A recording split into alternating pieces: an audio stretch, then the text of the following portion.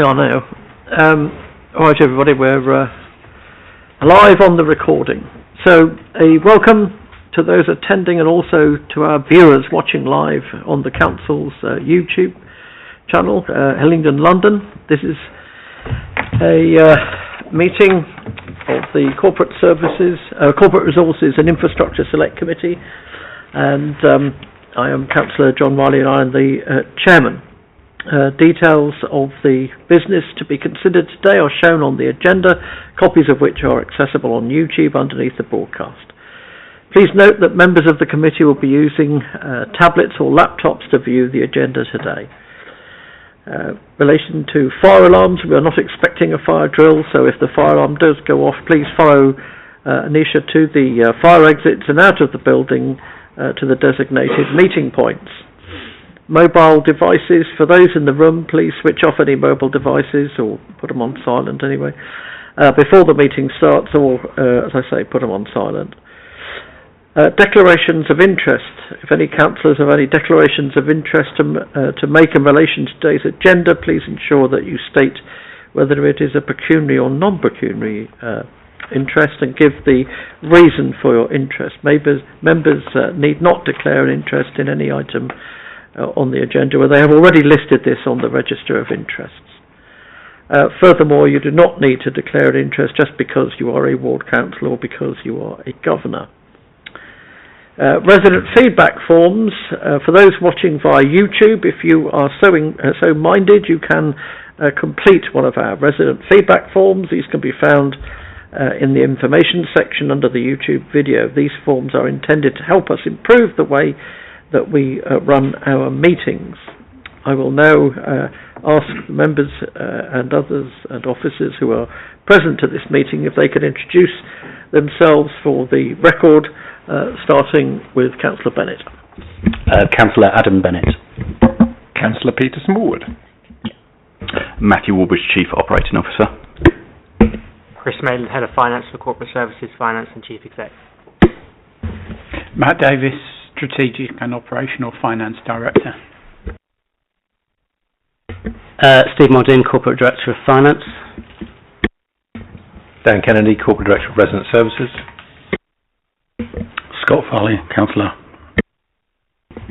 Councillor Situl Punja. Councillor Stuart Mathers. Anisha Tedji, Democratic Services.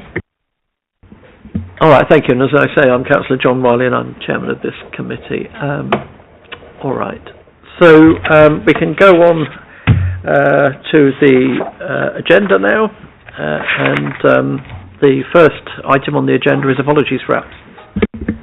Apologies from Councillor Banerjee with Councillor Smallwood substituting, apologies from Councillor Mann with Councillor Mathers substituting, and apologies from Councillor Islam with Councillor Punja substituting. All right, thank you, and welcome to those who are substituting this evening. And I think this is the first time that Councillor Farley's been at this committee, so congratulations and welcome to the committee. All right. Declarations of interest other than those I've raised during the course of my opening remarks. Anyone got any not any interest, but any declarations of interest? Nope, apart from the usual. All right, thank you. Minutes of the last meeting that we held, I think on the 19th, my goodness, it feels like a long time ago, 19th of November of last year. You have the minutes before you and about the various things that we discussed. Any comments or observations on those? Nope. All right. Can those be agreed? Very agreed. Thank you very much. That was item 3. All right. Item 4, to confirm that the items of business marked in Part 1 are to be considered in public and hence this recording, and that the items marked as Part 2, well there aren't any, will be considered in private. So that's that one. Right. So the next two items, to a large extent, in these meetings have sort of run together to a degree because we tend to ask questions that tend to elicit answers that deal with both of them, but we'll take a view on whether we need to do both. But we've got plenty of time this evening. We usually find that around about 2 hours is plenty to have in relation to considering this. But essentially, where we are is at page 7, which is the Cabinet budget proposals for 26-27. I mean, just a few preliminary remarks from me that obviously what we're dealing with tonight, although there is reference to the main budget, which is I think about 100 pages long or thereabouts, that's the overall budget. Different select committees will deal with their specific areas. So what we are dealing with are those areas within the budget that pertain to those areas of responsibility that we have. Not every single one of them necessarily is covered in these particular budget proposals, but as everybody knows, every time we have one of these meetings, our terms of reference are set out in the first page or two, and there's something like 28 heads of responsibility. So some of those, in a sense, will be covered. So Steve Muldoon and Matthew Walbridge will give us a bit of an overview and heads up on the budget that has been set out at agenda item 5. Who's going to go first, Steve? Thank you, Chair. And just to, by way of note, because you may want to focus more on the budget, I'm sure this evening, and the content of that, in respect of the month 7 report, certainly at a council-wide level, the forecast for month 7 is in line pretty much with month 6, so there's not a lot of movement from what you saw at the last committee meeting in that regard. But I'll start by giving the background and context for the council's budget. So you have before you, as well as the committee-specific area report and the proposals for this portfolio, it also cross-references to the budget report that was presented to Cabinet back in December, which contained budget proposals for 26-27 and the MTFS, the Medium-Term Financial Strategy, for the 3-year period through to 28-29 for revenue, and 5 years through to 2030/31 for capital. So other select committees will be obviously looking at other proposals in their areas over the rest of this week and the rest of January. Feedback from these select committees will be reported to the Cabinet in February alongside the final outturn from the final settlement and any wider consultation results that we're receiving over the current 6-week period of consultation. Cabinet meets on the 19th and then Council meets on the 26th of February. So in terms of the budget, the context really is, ongoing sustained growth in demand, particularly in adult social care, children's services and homelessness. Cost pressures have been running ahead of CPI inflation, particularly in care markets and temporary accommodation. The current year 25-26 budget is overspent. That needs to be rebased for. And we've had a substantial period of underfunding from local government, which is now being recognised through the new funding formula, but it's being phased in over a 3-year period, not all in one go in 26-27. So it's going to come in tranches over the next 3 years as it builds up. And essentially despite being a low-cost authority, when you look at a lot of the benchmarking, which is in the main report, the Council has got to a position where it's exhausted reserves in managing those overspends and underfunding in the past, and so what that means for the coming year in 26-27 is that you can't balance the budget in the conventional way. So that has shaped the budget that you are looking at for this year, and EFS features significantly in this, which I'll come on to. So in terms of the scale of the budget, the Council is having to manage over £1 billion of gross expenditure each year. That cuts across the General Fund, which is between 500 and 600 million. You've got children's budgets, you've got capital of about 200 million as well. So, and a lot of the pressures sit in those high risk service areas, and a lot of that spend is in those areas. So we really are facing a position of structural problems in terms of the sustainability of the finances. We've got significant demand pressures, which are common across many councils, and you would have heard that a lot, in particular London, and there is no straightforward, simple fix to this. I've not heard of a single council where, in light of what has come out of the fair funding review, they think all of their prayers have been answered and that the fair funding review has solved the problem. There are still a number of authorities which, by the end of the next 3-year funding settlement period, expect to be requesting EFS. And probably, potentially, it said, up to half of London boroughs will be in that position. Some of those will be already cushioned by healthy reserves. Hillingdon is not in that position. It does not have healthy reserves. So we do not have the resilience that some of those other boroughs have the luxury of. So, and this, as I've said, comes despite us benchmarking as low cost. In terms of council tax, just to be clear on that, what the budget is proposing is a 4.99% increase, which is the maximum permitted without a referendum, which is 2.99% core council tax and a 2% adult social care precept. And on a council tax basis, we also are very low charging compared with others across outer London.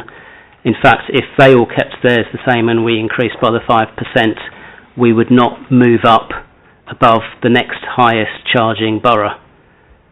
With that increase, we would still be probably the second lowest in outer London.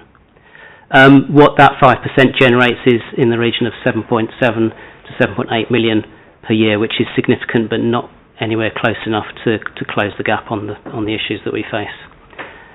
In terms of savings, 26-27, the budget includes just over £22 million worth of service savings, rising to 30 million over the 3-year period in terms of what's been put forward so far. And in respect of the savings in the areas that you're particularly focused on this evening, 2.1 million rising to 4.1 million over that 3-year period. And fees and charges, you'll note from the report, also relevant to this committee. There's not a lot specific to this area, so that's only a 200,000 additional income from fees and charges. In terms of the process that we've gone through, all of the proposals that have been put forward by the directorates themselves. There haven't been any centrally imposed savings.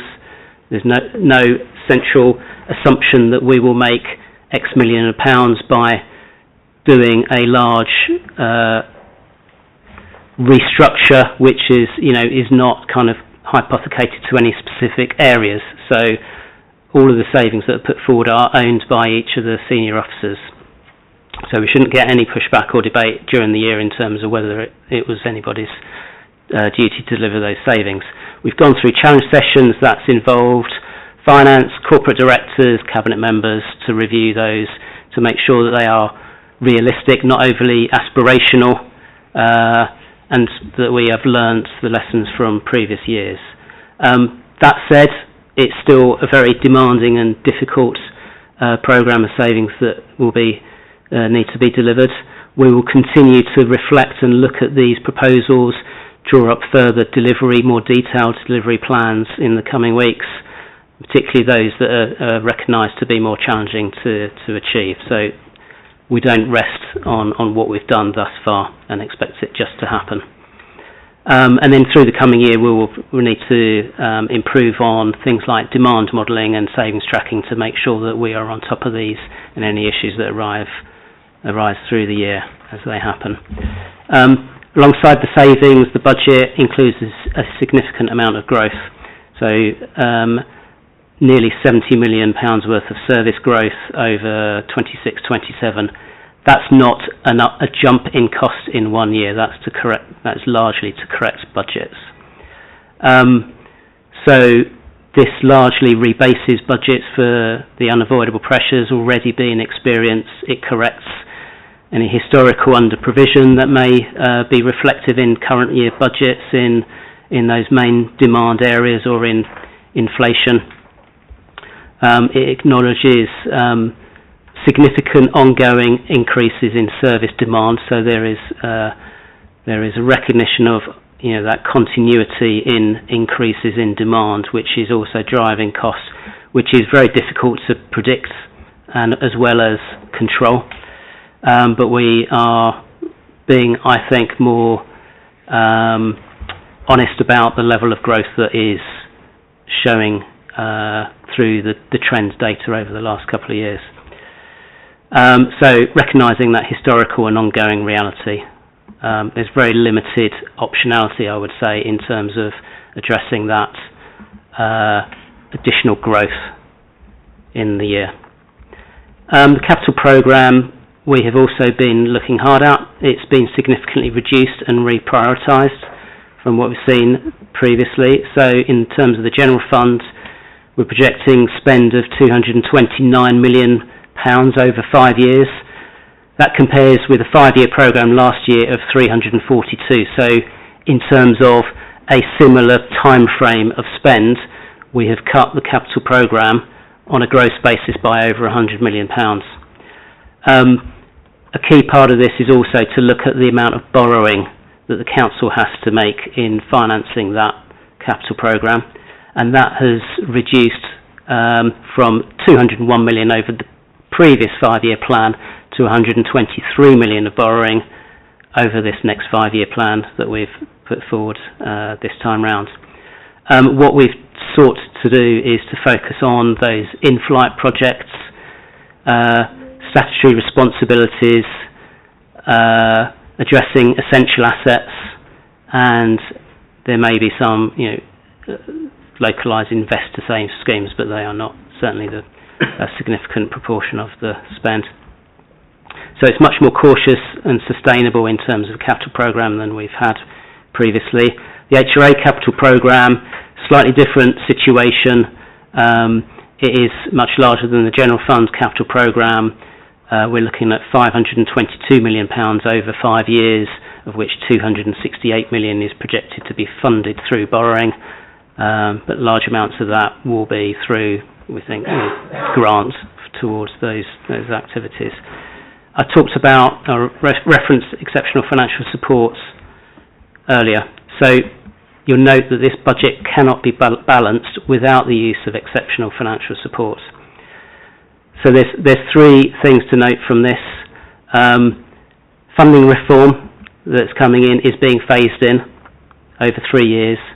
So that, in essence, recognises the fact that the council is currently underfunded, but we will not receive all of that funding up front. So we have been asked to wait until we get that funding in full. So short term there is implicit underfunding. Reserves are already depleted. We don't have recourse to reserves. Last year's budget did seek to draw down from reserves in order to balance it. We're not doing that this time. We are recognising the whole thing, but it will need to come from EFS, of course. And this is clearly in order to make sure the council sets a legally balanced budget. So in respect of 26-27, the council is seeking down from reserves in order to balance it. We're not doing that this time. We are recognising the whole thing, but That's it, thank you. Okay. Excuse me. So in respect to 26-27, the council is seeking £60 million worth of EFS, which will be backed by borrowing. That largely aligns with the £59 million gap that we have for next year. There are separate requests for previous years. 24-25, 40 million is being requested in order to restore reserves back to a reasonable level. So that will put £40 million back into reserves. We are currently sitting on £1.5 million of general fund reserves and a smaller extra amount of earmarked reserves on top of that. And in respect to 25-26, as I mentioned earlier, the current forecast is 36 million overdrawn, a deficit. So we're asking for 50 million to cover that plus any potential adverse movements, not that I know of any, or that may arise through final outturns and audits. So there's 14 million of contingency in that. If we don't need that contingency, we will not request that extra money. So we also then, as you will note from the report, still have gaps in 27, 28 and 28, 29, which would require EFS if we haven't closed the gap by then. So implicitly, clearly the council will not rest at this point in terms of those years. The assumption and expectation implicitly is that we will seek to return to balance by the end of the 3-year period 28-29 once that full funding has been received, but we are not at that position yet, and there are clearly some key risks over that 3-year period. But that will be the goal in order to get that down. In many years in other councils or other times, it's been quite common for councils not to fully balance the 3-year period. So it's not uncommon in that respect. We will continue to seek further savings. I'd just like to add that EFS, just to make sure that people understand this clearly, is not tantamount to free money from the government. It's not a handout. It is an agreement that the council can borrow extra money to cover revenue expenditure, which will arise over that period. It comes at a cost and it needs to be repaid. So it comes with future debt repayments that need to be made and interest, because the council will be borrowing to fund that revenue expenditure that it cannot cover through its own means. It will also come with government oversight and clearly an expectation that we will need to reduce dependency on this over time. So it comes with those caveats. We do not yet know the full extent of conditions that are likely to be imposed on us. We are now, we have been for some time, as has been reported, in discussion with MHCLG. The next stage is a conversation and discussion with SIPFA, who have been appointed by MHCLG to do reviews of authorities that are requesting EFS, and that is to be scheduled within the coming week. So there are kind of 4 key risks I'd highlight. 1, delivery risk of the savings. They need to be delivered in full and on time in order to achieve the projections that we've set out. There is and will be demand volatility. We've made our estimations in terms of how much growth and inflation we think there is going to be over the coming 3 years. But that is clearly something that will potentially change. The temporary accommodation position in particular is subject to further review, and we are not done with review of that area for the years 2 and 3, so 27-8 and 28-29, which will be undertaken over the course of the next few weeks. But that does not... Sorry, when you say not done with that, what do you mean? We are, so in the council's full budget that has been that was presented at Cabinet, we have not included the full amount of growth and savings that is anticipated from the temporary accommodation housing area. Because we need to do more work to get confident on the data that has been put forward. So we've got data. We're raising further questions on it to get absolutely confident on those before we present those. And is that because it's a bit of a moving feast anyway? It's because that there's been a lot of work done, and by the time that work was complete, there was insufficient time to have a proper discussion about whether we were comfortable with those numbers. So rather than present a series of numbers that later show a significant movement, we have not put those forward at this stage. So earlier on, when you said that there's a degree of sensible caution around, is that one of those sort of areas where we're being cautious, or you're being? Yes. I mean, and obviously,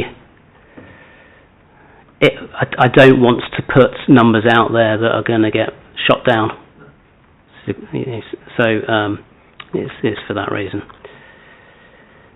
So that's a key area of risk. Business rates is another area of. So there was information that came out late in the day, just before Christmas, in the funding settlement relating to business rates, and as we go through that information, identifying that one of the business rates payers, the airport, is facing a significantly, a dramatic increase in its business rates charge.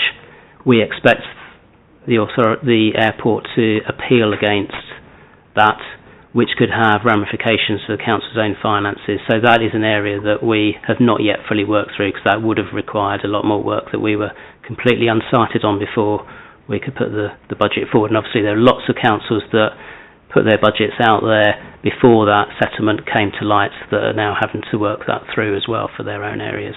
But that's material for us. And then obviously EFS dependency is a concern, and we need to try and reduce that over the coming 3 years. So in order to try and address that, we have rebuilt the contingency in the budget. We have been shoring up the budgets in terms of the current forecast and projected inflation and growth figures, and been somewhat more conservative than previous years in terms of that demand and scale of savings to be delivered. So overall, a challenging, hopefully more realistic and achievable budget than has been the case in recent years, with retrospect clearly, and seeking to be transparent about the council's financial position, the limits of what we can achieve in 1 year, and the difficult choices ahead of us. Thank you. All right, thank you very much. We'll deal with some questions now in relation to what you've just said, and then come back to Matthew in a little bit. So, obviously in a very broad picture issue, and you've already touched on it, and recently there's been a press release from London councils talking about the extraordinary pressures on London councils and the London boroughs, to the extent that I think it said that there's a multi-billion funding gap that is being forecast for 27-28, something in the region of in relation to about 50% of the councils in London. So there's that sort of significant problem, and then also the overall funding formula in terms of what councils have got, and there's a general sort of feeling that although things have got a little better in terms of funding formula, it's nowhere near as good as it should be. But it's also on the basis of a lot of history in terms of the historic way in which councils have been funded. And clearly all of that needs to be looked at. But it's clear that certainly as far as we are concerned, this council has been able to continue to provide good services set against charges and then the pressures that there are. So how would you describe the sort of spending controls that need to be put in place and the ability to track them in order to be able to meet the sort of spending controls that we need? Well, just before Christmas, we finally rolled out the last of the spending control mechanisms that we wanted to put in place. So for some time we've had a process of people requesting if they needed to bring new resources in, so staffing. That would go through a process and get checked off at a senior level before being allowed to proceed. In terms of the social care services, adults and children's both have panels which review a lot of the placements that take place, and those will be some of the areas where we face significant levels of spend. If you looked at how much we spend as a council, those areas are heavyweight, shall we say. we're introducing a process, a similar process in respect of temporary accommodation.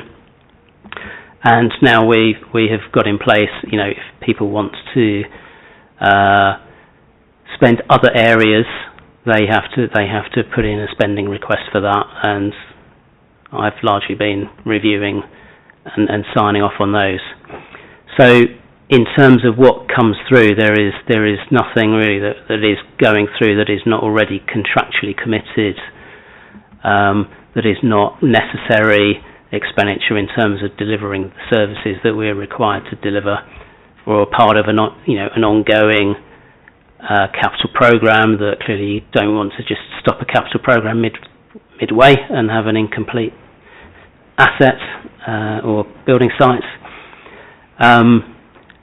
Also, any new capital projects that are requested now need to come through me for approval, and I didn't necessarily have visibility at the time that those were going to go into action. Is that all capital projects coming through you? Yeah, okay. That's right, yeah. So they now need to come through me as well. So there are lots of areas where there's a lot of things coming through a mailbox that I have to look at to review on a regular basis. And, there's not a lot in a way that is coming to me at this stage through those new spend controls that I'm saying we shouldn't be doing this, because it has to go through a process of going to the service area manager and then the corporate director to review before it would come to myself. And so it should be stopped at those stages. So I think others, here would be able to confirm that process is working in terms of catching any spend that we need to think twice about. So I think then the next stage on that will be to think more strategically about how we address certain areas of large spend and what we can do to reduce the spend, because I don't think there's not many places you can go in terms of spend that maybe we could or couldn't do, as it were. There's discretionary spend. There's not really much discretionary spend happening. So it then becomes a bit more strategic and tactical about how you look at the areas of spend and how you reduce what we do while still delivering our statutory requirements. We've talked about this before, in fact, on other occasions, that although it's more acute now, that because it's not just the spend, it's the demand as well. And looking at both ends of the age range, if you like, that there's been a very significant growth in the demand for example, children's care and everything that goes with that. And there's reference in the papers to the quite extraordinary costs of travel for young people with special educational needs and things like that. And then, of course, at the other end of the age range, you've got an ever-expanding, it would seem, demand base from people who are inevitably living longer because of advances in medicine and science and all those sorts of things. And we've talked about looking at those, and those are probably the two, if you don't count homelessness and asylum seeking demands. Those are two of the biggest areas of demand, aren't they? And looking at how we can meet our statutory responsibilities and still being able to make savings in those areas. So to that extent, and I suppose it follows on from my last question, governance in terms of tracking spending and ensuring spending and making the savings. Are you happy that those sorts of areas are now properly in place? So this is where I think the need to have really strong demand modelling in place comes in. That's something that I want to look harder at. I haven't had a chance to look at that in detail in the 4 months that I've been here, but certainly that is an area that I understand. Having your finger on the pulse is really important, not just kind of one point in the year, weekly and certainly monthly in terms of then reporting to know how your numbers are changing in terms of numbers of people that you are having to, your clients that you're having to support and what's driving those. So you can break down, within an area of children's social care into multiple different subcategories, and how do we track those, and have we got the robustness of the data in terms of the tracking of those clients, and what we're doing about moving those clients into the most efficient setting for their needs. So the tracking of that information and that data is something that we want to go harder at and get more granular on over the coming year. All right. Well, so, in relation to a very, very specific question, Table 2 on page 8, there's a line that deals with outsourcing of council's firm office. And obviously, and I'll come back to this, and maybe other colleagues will later, about the other side of the coin, which is the generation of income, and the way in which we can match the challenge not only of savings, but also improving our position by looking across the board. But perhaps, obviously outsourcing can be a good idea and a good way of reducing costs, and it may be that there are lots of areas within the council's operation that we can look at about outsourcing, which comes in different forms, again, which we'll come back to. But what does that particular reference mean, outsourcing of the council's firm office?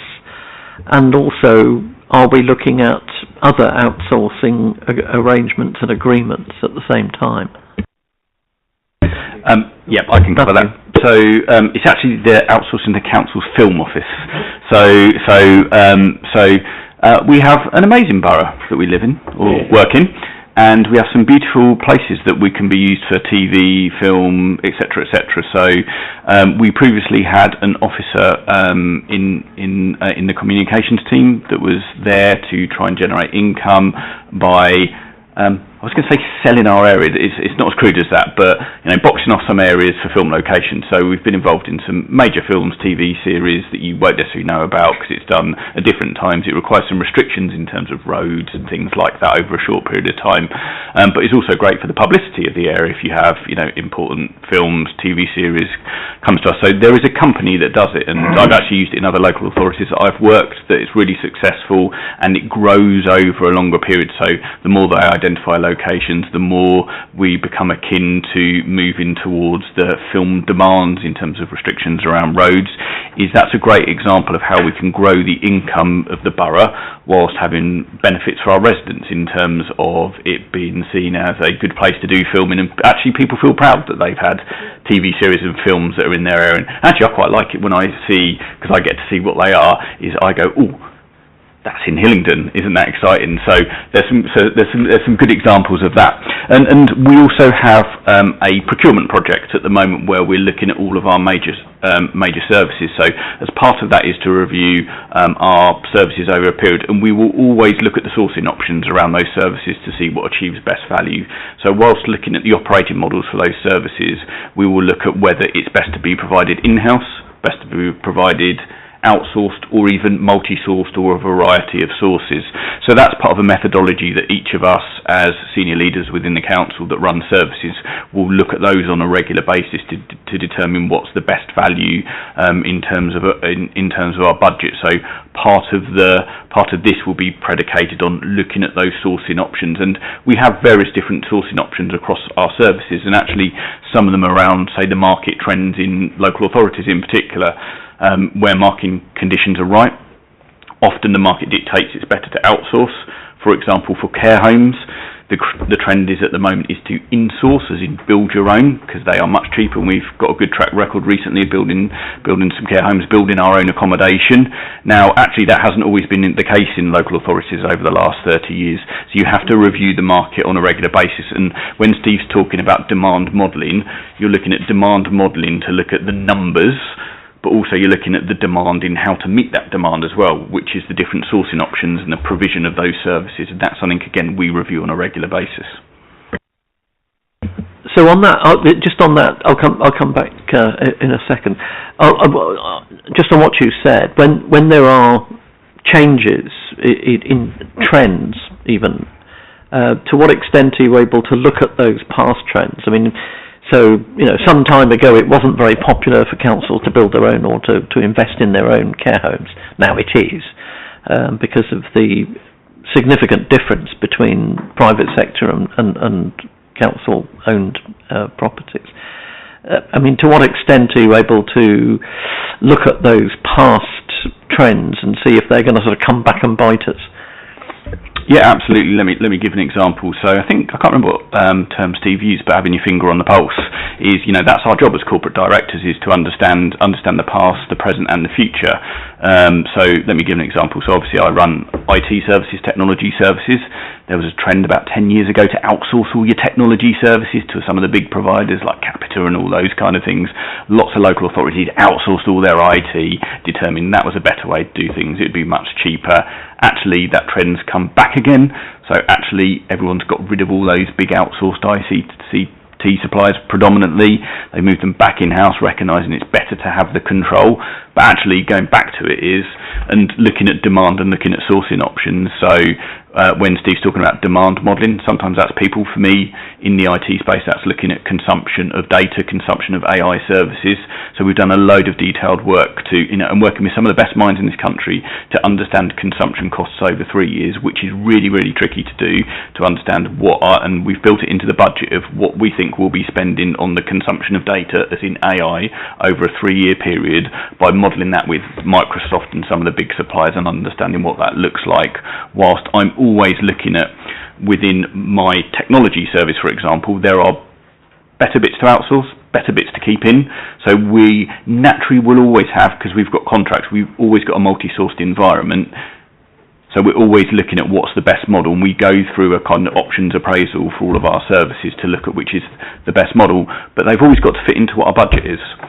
And actually one of the predominant points that comes out of when you look at the budget, and it's I think they're at agenda item 6, is we are an extremely low-cost council with the 4th lowest spend in London. So when you're looking at savings, when you're looking at budgets, although we're rebasing some of the budgets, it's really difficult to come up with savings, because when you're so low cost, the savings are even harder to make and even harder to look at, particularly when you've been making year-on-year savings. So when you're looking at the 20-odd million pounds in there, they're difficult numbers to find when you're so low cost. So within that, you have to look at the sourcing options, you have to look at alternative options, and you're having to look at the target operating model for those services to fit into those budget constraints that we do have over the medium term. And presumably that's, in a sense, what Steve was talking about earlier in terms of a different way of being able to balance the budget. Because not only are you looking at, obviously, we've got the funding, the capacity to borrow option. You're having to look at lots of different ways, maybe lots of different small ways, but lots of different ways that add up to a way of being able to balance the budget. And obviously we need to keep working the problem. We need to keep reviewing, and then some new way of working may present itself. We may spot something, but I think we are looking very much at the margins in terms of trying to take what we do at the moment and do it more efficiently. There needs to be a step change in something, or there needs to be potentially a step change in terms of statutory responsibilities, which would lighten the burden on councils to have to pay for that. Maybe that's something that will get addressed in respect to the DSG. Certainly the responsibility is said to, from 2028, 29 onwards, the government will take that responsibility away from councils, but we've got to keep paying that for now. All right, Matt, you wanted to come in. Very quickly, on the Film Office, that was a proposal that was approved last February. There was a £60,000 additional income targeted to be generated. That's on target in the current year to be delivered. Back at last February, we assumed we'd then increase it by another 40,000 in 26-27 and a further 30,000 in 27-28. The proposal set out on page 8 is actually saying we're achieving that and we believe that it's a success and can achieve more. It's about an extra 35,000 that the proposal's been successful, and that's why we put that forward. Thank you, Chair.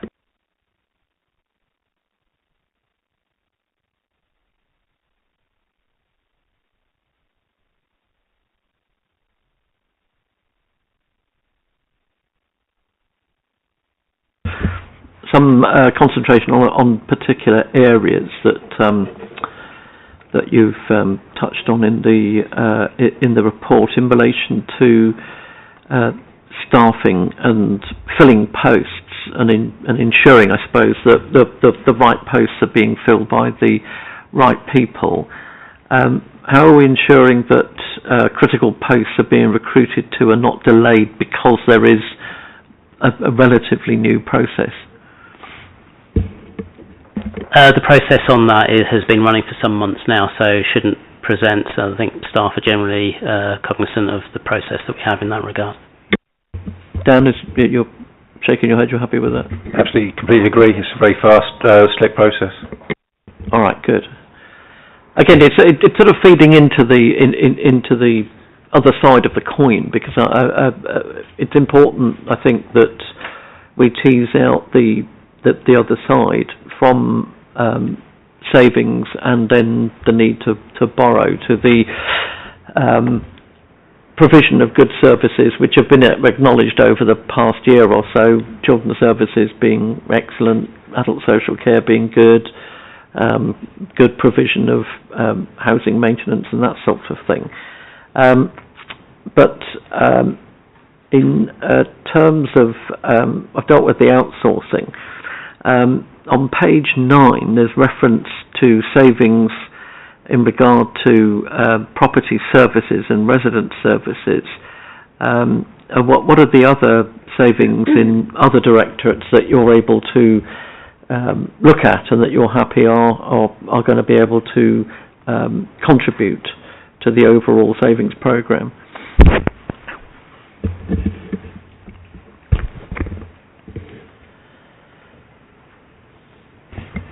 So, as part of the proposals within each directorate, we've reviewed how we work and also what we can do differently. So, and some of the structures and staffing that we have in place naturally change over time, as we know. So, we're confident. I'm very confident with everything that's in my directorate can be achieved, and it's just business as usual, really. All right, but obviously having to be kept under review as we go through this particular 3-year period. And again, picking up from just various little bits of detail, energy costs are always a high issue.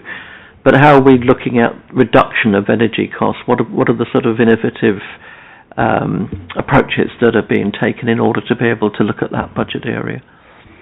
So, a committee would be very familiar with all the work that we'll be doing around the Civic Centre as one means. Switching from fossil fuels to air source heat pumps is a particular innovation, and it's been funded heavily by grant. Insulation, triple and double glazing as well, amongst others. Actually, just smarter use of the building. So we're applying a whole range of different measures across all of our buildings. And there is a programme of work, whether it be residential properties or more commercial office buildings. They're all in place. And the other thing is, the other important consideration as well is the procurement aspects of energy. We're part of a consortium that negotiates hard to get the best prices for the public sector as well from energy suppliers. Of course, we did a very big project a little while ago on procurement in this committee, and to what extent it was quite interesting to sort of overlay that on the on various points and issues within this report. But to what extent do you think has the improvements in the approach to procurement helped to create savings?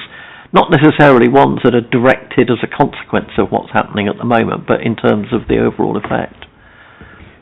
Certainly, the buying power in numbers has been very powerful. So we're part of a quite significant consortium led by Kent around the energy contract, and I say they negotiate with providers and tender on a very competitive basis. So I'm confident in the prices being very competitive for Hillingdon. All right, good. Right, Councillor Punja. Thank you. Thank you so much, Steve, for the presentation and for all the information that you have given us. I do have questions, but I will start with the first one. What I'm really concerned about is that we keep talking about, low-cost council, lowest spend council, all of this kind of stuff, and we have a problem. We have a problem in which we need about £150 million worth of EFS funding, which is going to be bled into a borrowing. How has that been plugged into the budget so that we know what the cost of that is? Because right now we're talking about borrowing at a certain point and we can't balance the budget without EFS, but I want to know where those costs of borrowing are going to be put into this budget so we have an idea of what, or is it already in there and we haven't seen it? Thank you. I think when you go to the main Cabinet report from December, it is in that report under the section on EFS. Whereabouts that? We're looking at a cost of in the region of £10 million a year by the end of the 3-year period to service that EFS. It's significant. So even if we had ample reserves and we could use those reserves, as it were, in order to see us through that period, if that's all it required, our spending come year 3 would be 10 million less than they are projected to be. So it's because we are in this position of having to request EFS, it will have a long-term financial impact at £10 million a year.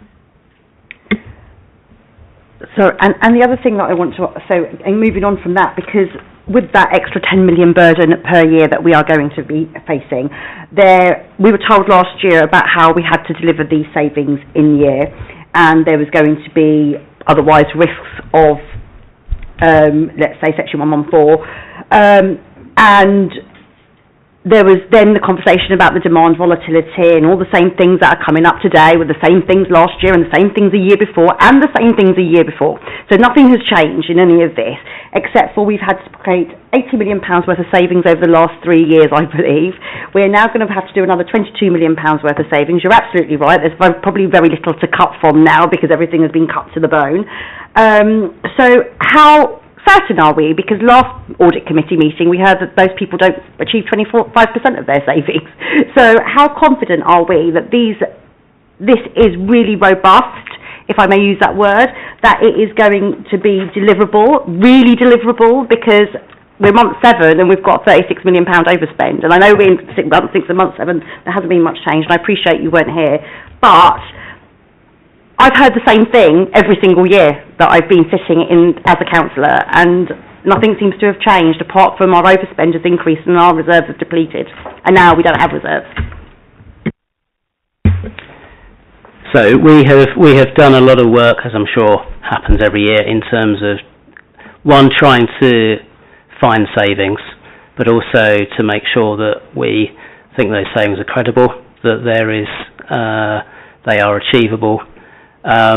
We've had a number of sessions across the last 2 months reviewing what has been put forward, both as officers and also with cabinet members, to look through those. Do they make sense in terms of what's being put forward? Are they credible? And are they things that we can find savings from? I'm not saying that the work is completely done on those. These are proposals which are there for consultation. As I said earlier, there is still much work to be done to make sure we get those over the line and we actually deliver those. So that means we need to be clear on what the cost of implementation of those savings are, and are they fully recognised? Have we got the resources to do that? Have we recognised the burden on other departments of delivering those savings, so that collectively across the council we are geared up to deliver those savings? And have we really thought through to the nth degree of what it takes to get those savings and those efficiencies in place? So there will be a number of those proposals on this list that I will be seeking more detailed delivery plans from directorates to evidence what they think needs to be done, so that we can truly understand the requirements to achieve those. All right, thank you. Councillor Bennett. Thank you, Chair. So my question was just to elaborate a little bit more on the borrowing, just for the large audience watching at home that are interested. Is, you know, I kind of understand, or my understanding was rather, that we are a council that has historically borrowed very little relative to other councils and the peer set. There's obviously been a lot of, I was just looking there at a couple of press articles where I think it's Scottish councils owe a combined 19.2 billion to lenders. Where do we sit currently versus other London boroughs nationally in terms of our borrowing, and how much does that position change with EFS relative to other councils also going through the process of applying for EFS as well? Sorry, I don't have the specific data to be able to answer that question here with me. We can look into that. Is it in the report?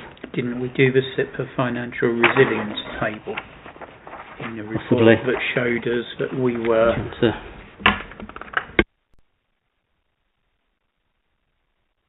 Sorry, just seeing if we can find that in the report. Yes, we have we have been lower, at a lower level of borrowing than many other councils. So I think we are at the lower end, certainly in London, in terms of that level of borrowing. Clearly, this is going to dramatically increase our level of borrowing. I think we are somewhere in the 500 or 600 million mark from recollection, may be wrong on that, but 150 million just over that 3-year period is a significant uptick in that regard. We've avoided that previously through drawing down on our reserves, but we've, also it's been low borrowing because we've not gone and bought, a shopping centre or invested in risky commercial deals to invest in schemes that would, on the face of it, deliver large returns that don't materialise, which has been a downfall for some other councils. So we have, on the face of it, not borrowed recklessly, but this will add to that burden. And I think that's a good point to clarify, isn't it? Is nobody wants to be in the position where they're having to get EFS and they're having to take on additional borrowing, debt that's going to have to be paid back, that will impact us for many years to come. But we are a relatively, not new player to that, but compared to a lot of other councils, this has been their business as usual for many, many years because of the kind of investments and expenditure that they've committed to. That was just the point I wanted to try to make.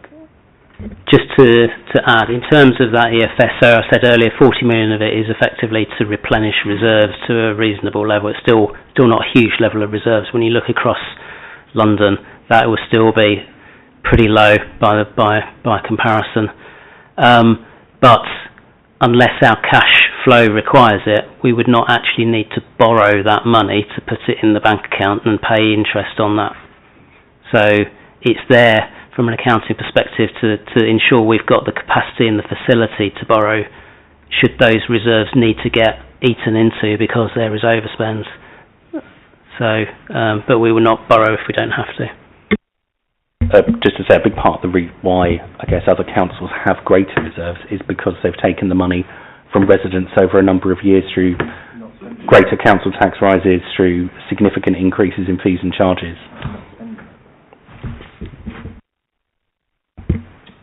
All right, Councillor Smallwood, thank you.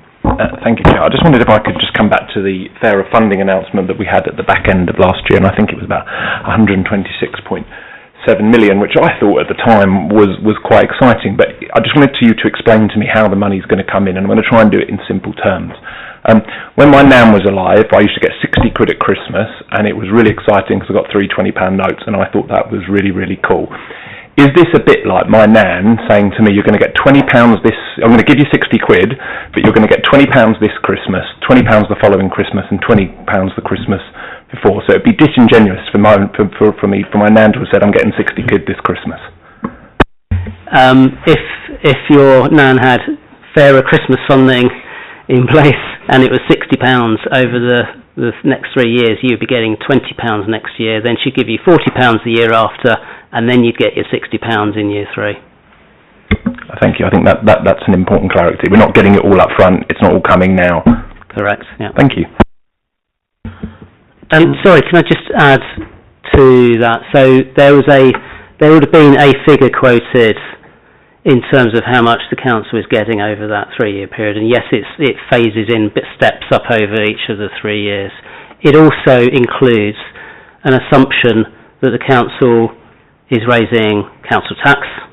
So some of that money is not money coming from the government, it's coming through the council raising council tax. So we are not getting whatever the figure is in that 3-year settlement figure all from the government. Some of that is through the council raising council tax. And I would also add that there is a difference between how the government calculates how much will come from council tax and actually how much the council will receive through that, which is a little less than what they have quoted. So again, that will erode on that. Sorry, just to clarify that bit, why is there a discrepancy between what the government calculate and what we do? The government make assumptions about the level of business rate income that we will get in. They also make assumptions about how much our council tax base will go up, how many new properties they are. They base that on historic data and national trends. We know on Heathrow Airport the business rateable value is going up by 353%. It's going from 210 million to 910 million. Government assumes that the airport will pay that and not challenge that appeal. We believe that they probably will, and therefore we will get less income. There is a safety net mechanism that protects us fully in the first year. Then it goes to 97%, 92.5%, and it may make £1 or £2 million difference. The government are using national data sets rather than looking at local trends, and that's why we believe we may get something slightly different. And if they do appeal it, do we get the opportunity of representation from our point of view, as opposed to the government's? One would expect that would be the case, but we are not considered an interested party when it comes to business rates, despite the fact that 30% of the income comes to Hillingdon. Councillor Smallwood. Thank you. I won't go back to my Christmas card analogy, although it does now seem like I'm giving my nan a fiver to get the 60 quid. I just wanted to, probably one for Matt, just talk about digital IT investment. There's a clear intention to invest in our digital systems and business intelligence while also expecting efficiency and productivity gains. So could you explain how success will be measured from not just from financial savings alone, but how quickly those benefits are expected to materialise, and what is the risk if the take-up or the integration across the service is slower than planned? That was one I prepared earlier. Good question. So we've obviously agreed a digital strategy. We've agreed capital investment, and as we've shifted towards more digital consumption being funded through revenue, we've got revenue growth into the budget. Now, as part of the monthly budget monitoring report, you would have seen things like the reshaping of customer experience and business support. So that's delivered an almost £2 million saving this financial year. So we've got a strong track record of success about delivering digital savings. It's also worth thinking about when we're looking at savings, we're not just looking at I'm going to be slightly obtuse, the revenue savings that are presented here. It's clearly important as an organisation that we're monitoring our overall spend, which doesn't always equate to looking at revenue savings all the time. So there are financial benefits, cost avoidance, that we're trying to deliver all the time by smartening up how we're using digital. So making sure that because we have, obviously, I'm going to say it, we're low cost.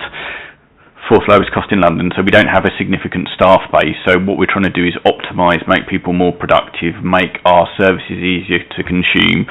So we've got some significant projects both going on at the moment. As you know, we've just rolled out the new website. We're just about to roll out Love Clean Streets. Some of that is the usability for our customers, which has benefits in the back office to reduce the amount of manual handling of data, the manual processing of data.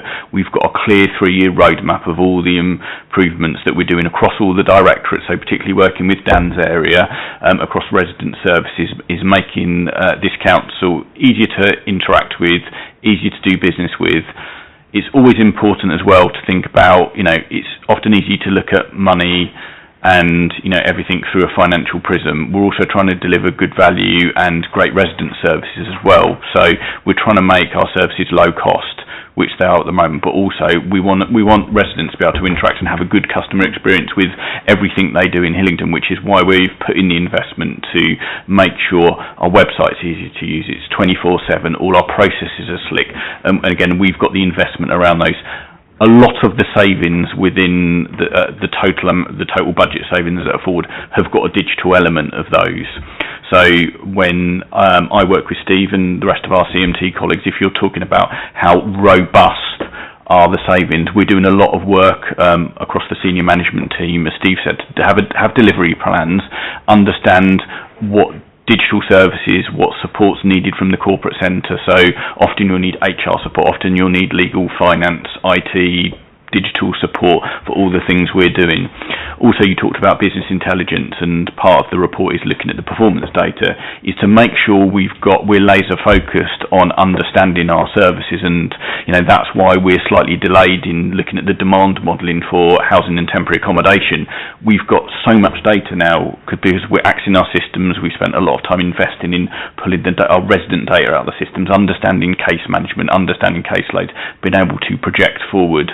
That's why we're in a stronger position than ever before to set a balanced budget, because we better understand the metrics of how we're running this organisation. We're better able to do demand modelling. We're able to look at our services on a daily basis and understand what's changing. We're able to understand our spend. So when you were talking about spend control, we've got automated dashboards that look at things like, looking at our spend on a daily basis. So for Dan's area, he can see all the caseloads around our housing clients, adult social care clients, children's clients for our other corporate directors.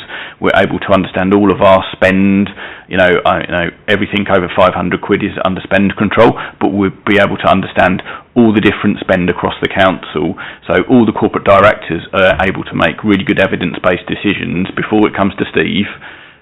So he doesn't have to go into a massive amount of detail to challenge all the spend, because they've gone through that mechanism of understanding what that looks like. So some of it's about how we run our business in the first place. Some of it's about how we optimise how customers interact with us. But some of it is also about delivering savings by optimising what we do in the back office, and therefore reducing our staff costs. And again, the almost £2 million we've saved this year is a good demonstration of how we've reduced our, the resident hub, the amount of people answering the telephones like most local authorities have. A lot of that is automated now. So again, a great track record. I think it's a real success story for this borough about the work we've done on digital and how we're able to deliver savings, but also deliver a better customer experience. All right, thank you. Councillor Mathers. Sorry, you had to wait a little while. Thank you, Chair. No, it's good to be back. I wanted to talk a little bit about assumptions.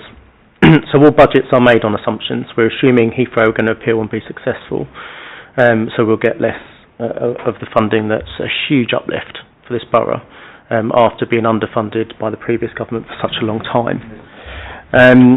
We have seen assumptions been the kind of straw that breaks the kind of camel's back in terms of this council with the kind of projections of demand growth, and I have heard tonight different approaches that seem to be addressing some of those issues. I have two specific concerns around this budget. One is that we've had some very short-term thinking and decisions over the last 10 years locally that's meant we ended up with no reserves. And there is a huge reduction in our capital programme, which we've seen for the last 4 years, really, because we've stripped out theatres. I think about 6 years ago, we stripped out kind of other costs and things were rephased, and it was a constant exercise to make sure that we could afford to repay what we were borrowing. I mean, yes, that was at a time when, for some of that, when it was very high interest rates.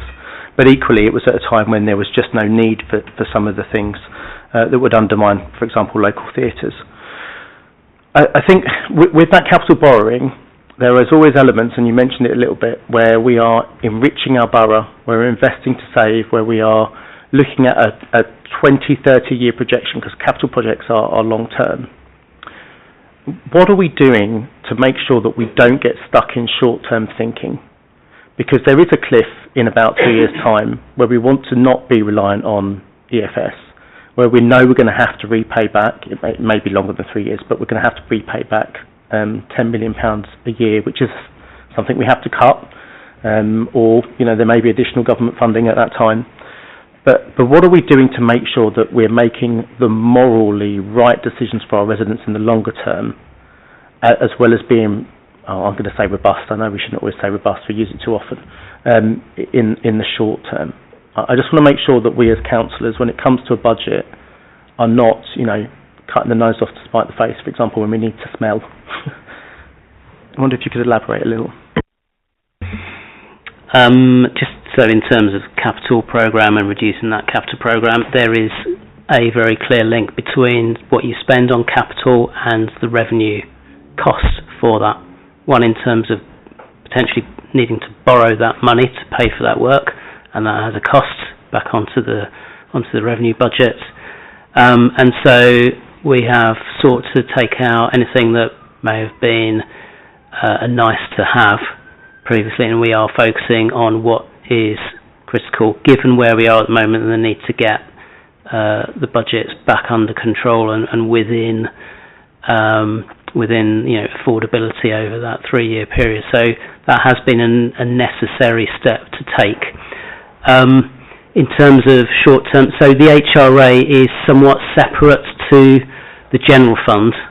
So obviously there is significant investment going in still, and I think actually it's probably more investment than was in last year's 5-year programme for the HRA.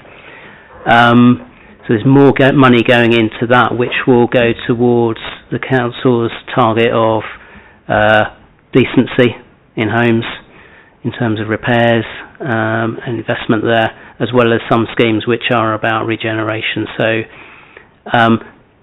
that is still a significant level of investment that is being undertaken.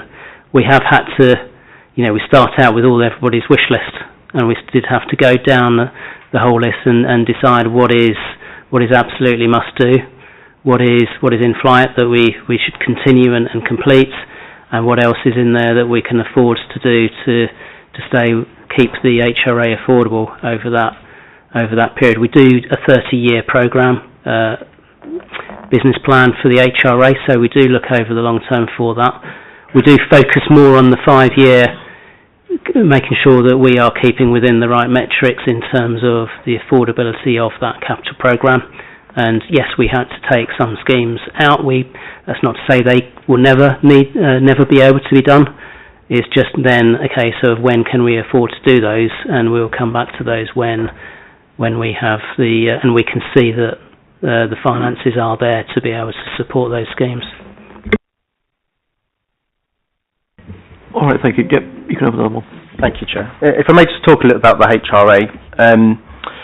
So we've always had a kind of nice to have number of, I think, 15 million as our reserve there, and we balance it back to that, which was obviously made on historic assumptions.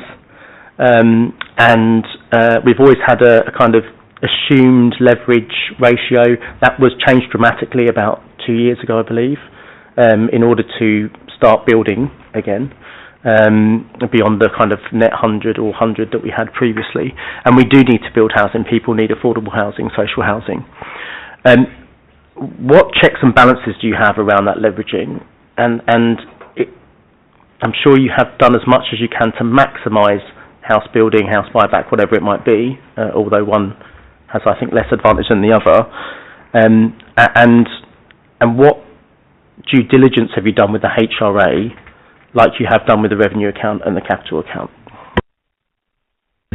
So, we've kept that £15 million There's other metrics that when you look at the summary view of the HRA over that 30-year span, that you can keep an eye on to see whether you are maintaining an affordable position. So whether that's you can keep that level of reserves intact, whether your levels of borrowing are under control, or whether they just continue to grow and grow and grow. Because ideally, if you're in a position to be able to do the work and then over time repay the debt so that your borrowing comes back down again, and we use a 5-to-1 ratio in terms of the debt to turnover, I think, income to borrowing.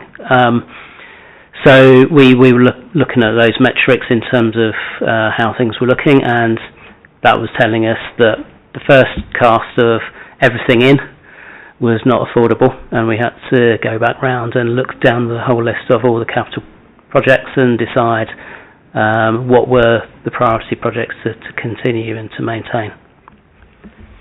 And just to add to that, I mean, the process Steve has described where we effectively review and then review again is actually just good business, and so that we continue to focus on investing in those priorities that actually are required by the regulator, or actually they reflect our ambition in our business plan.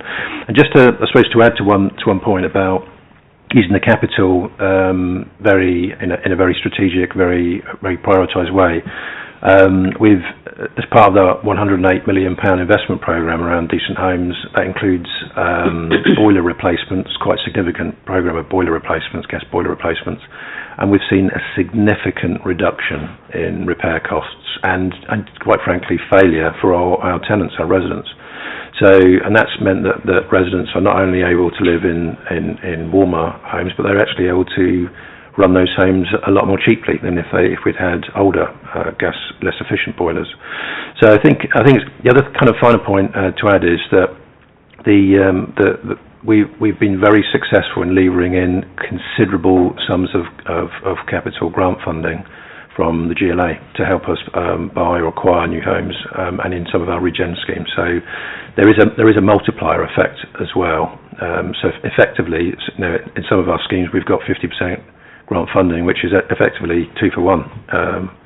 So I think it's been very successful in that sense, and that's obviously helped us to provide homes that meet our residents' needs.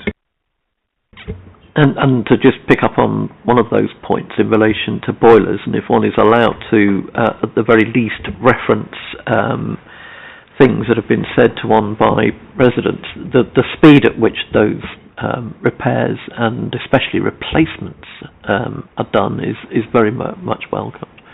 So that's clearly a good thing. Councillor Farley. Thank you, Chair. I have some concerns as well about the deliverable savings. I mean, we are aware that the green waste, I know it's not specifically this thing, but as an example, we know that 2.4 million was a plug amount. It wasn't based on, it wasn't a real number. We've got things that have come back in from, what have been proposed to come back in from this current year, such as the garage voids, a review of them, a review of HR. The garage voids isn't even taking place from what I can see on this. The proposed savings are in future years. So some of these things about, how realistic are some of these things if we fail to deliver on them in the current year, that they're going to be doable. Are they the same? Are they different reviews? I was going to get some understanding about that, please. So specifically on garage voids, we've done a huge amount of work reviewing all of the voids, but importantly undertaking a full assessment of what capital investment is needed. What's become clear is that in order for us to increase our income from letting properties, the garages, we need to actually invest in those properties and improve them, and that's why you'll see in the sort of profile of and it's actually income, that we'll see that if next year is year 1, we'll see that income increase in year 2 onwards, and that's because we're investing in improving. That's a good example actually of using capital investment to actually generate income over future years.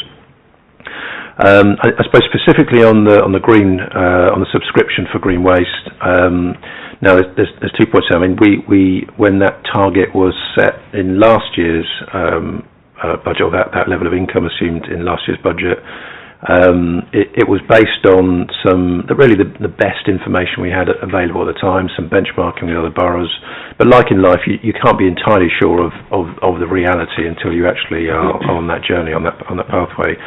So, and also as well, we went live with the subscription partway through the year. It wasn't obviously prior to the year. So whilst I suppose I'm pleased in one sense with the subscription income we did receive, actually we've scaled that back to actually reflect reality. Over time, I suspect it will grow, and as subscription takes up. But I suppose to your point, Councillor, is that we have to keep under review all of the savings and efficiencies and adjust them as sometimes we go through. As Steve has said as well, we've got to have absolutely robust delivery and implementation plans. And all of CMT, all the corporate management team and their teams are on it and are preparing those plans, and those will be reviewed and challenged and ensured that they're on track. Okay, I think you might have another one. Thank you, Chair. The consultation was mentioned earlier on. Given that the consultation started immediately before Christmas, I'm curious as to what the response rate has been so far to it, how it compares to the previous year, and given where we are with that consultation, how you're continuing to promote and engage with resident groups and others. So in the first week we had about 75 responses, which is pretty good given that we launched it on Christmas Eve. I've been through the responses. I'm feeding them back to the corporate management team tomorrow. Very constructive, very positive, very useful, and again, that's only in the first week out of a 6-week consultation period. And indeed, this is part of the consultation process as well, is to get your views as select committee members on the budget as well. Again, it's not a tablet of stone. We're expecting some changes to happen to the budget as officers do more work. We'll be listening to members. We'll be listening to our residents to understand what changes we need to make.